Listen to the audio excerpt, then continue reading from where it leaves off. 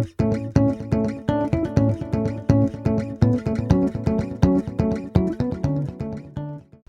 I'm Dean, part of the software development team here at NOVONIX.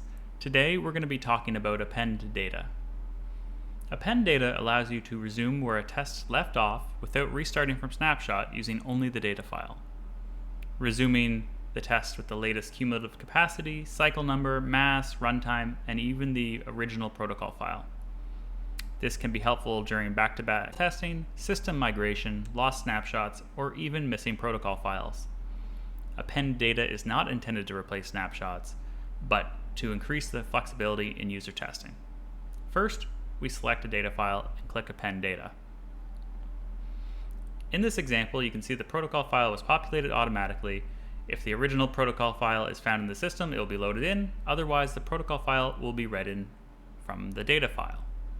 When we click Start, we see that the runtime has continued at 30 minutes. We're on step 18 and cycle 5. One common mistake to watch out for when restarting from append data is the channel number.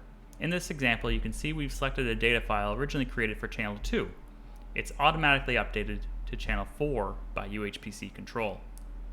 To avoid this, we must select append data first so that this doesn't happen.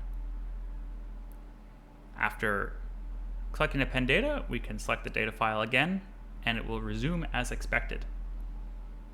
Navigating to the System Configuration Features tab, we can see the append channel number functionality can be turned off. Append data settings can be found at the top of the Features tab.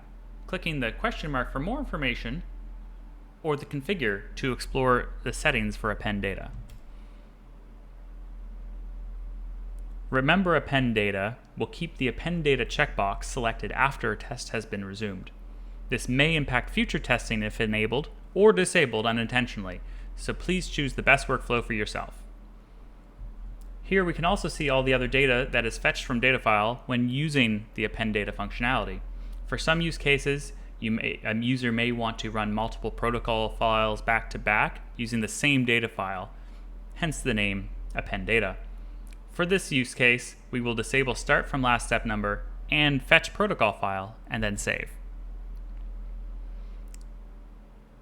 Now, when we reload the data file with append data, the protocol file isn't loaded and we can run a new one. And that's everything. If you have more questions about append data, please contact the NOVONIX support team.